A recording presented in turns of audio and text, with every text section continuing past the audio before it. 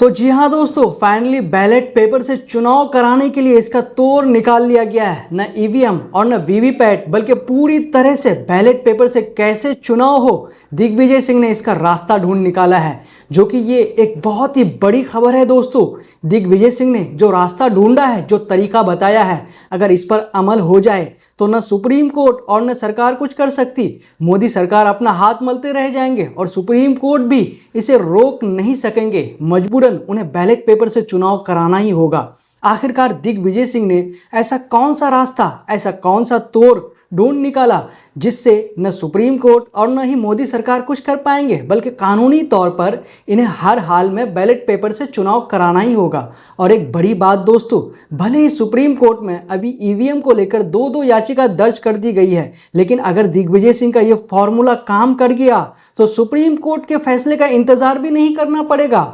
अगर ऐसा हो गया तो सुप्रीम कोर्ट जो 17 मई को ईवीएम में 100% वीवीपैट इस्तेमाल कर चुनाव कराने का फैसला सुनाने वाली है, तो उसका भी इंतजार नहीं करना पड़ेगा। तो चलिए दोस्तों, अब हम आपको दिग्विजय सिंह के उस फॉर्मूले को बताते हैं, उस तरीके को बताते हैं, उस तोड़ को बताते हैं कि वो आखिरकार क्या है। सलाम, नमस्कार, आदाब दोस्तों। जैसा कि भारत की जनता, पूरा विपक्ष और देश के जाने माने वकील महमूद प्रचा, भानु प्रताप सिंह, प्रशांत भूषण आदि ईवीएम को हटाकर बैलेट पेपर से चुनाव कराने की मांग कर रहे हैं, और वहीं पर जहां पर राहुल गांधी, तेजस्वी यादव ईवीएम को लेकर पहले ही कहा था कि नरेंद्र मोदी की जान ईवीएम में बसी है, ईवीएम की मदद से चुनाव जीतना चाहते हैं। तो इसी बीच मध्य प्रदेश के पूर्व मुख्यमंत्री दिग्विजय सिंह का यह बयान सोशल मीडिया पर बहुत ही तेजी से वायरल हो गया। हाल ही में कुछ दिनों पहले जब दिग्विजय सिंह एक सभा को संबोधित कर रहे थे, तो वहां पर मौजूद जनता से उन्होंने पूछा था कि ईवीएम से चुनाव होना चाहिए या फिर बैलेट पेपर से, जहां पर ज्यादातर जनता ने कहा था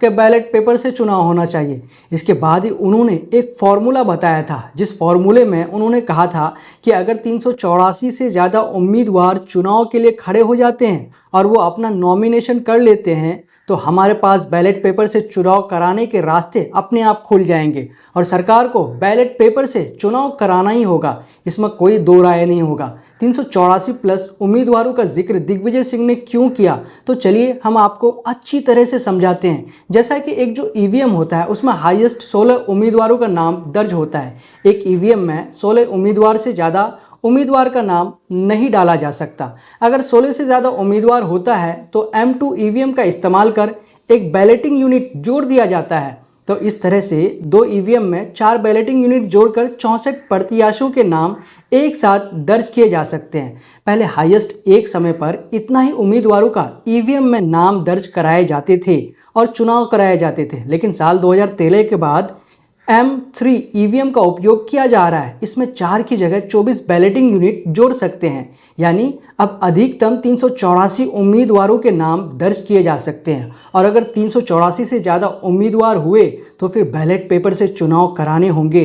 इसी कारण दिग्विजय सिंह ने मध्य प्रदेश के राजगढ़ में होने वाले लोकसभा चुनाव को लेकर कहा, मैं उन सभी लोगों को आमंत्रित करता हूं जो बैलेट पेपर से मतदान करना चाहते हैं। उनका मध्य प्रदेश के राजगढ़ में संसदीय सीट से नामांकन दाखिल करने के लिए स्वागत है, जहां मैं कांग्रेस का उम्मीदवार हूं। अगर आप ऐसा करने का निर्णय लेते हैं तो नामांकन 12 अप्रैल से शुरू होंगे और अंतिम तिथि 19 अप्रैल है। आपकी सहायता के लिए या अगर आपको किसी भी जानकारी की आवश्यकता है तो कृपया एडवोकेट आफ्ताब जमील से जो दिए हुए नंबर हैं इस पर संपर्क करें। और आगे वो कहते हैं कि न सरकार और न ही सुप्रीम कोर्ट ने अब तक ईवीएम पर कोई फैसला सुनाया है, और जो याचिका दर्ज है उस पर भी अब तक कोई सुनवाई नहीं हुई है। इसी कारण अगर आपको ईवीएम के जगह बैलेट पेपर से चुनाव करना है तो केवल एक ही विकल्प बचा है। 384 से अधिक उम्मीदवार अगर नामांकन भरते हैं तो ही बैलेट पेपर से चुनाव हो पाएंगे।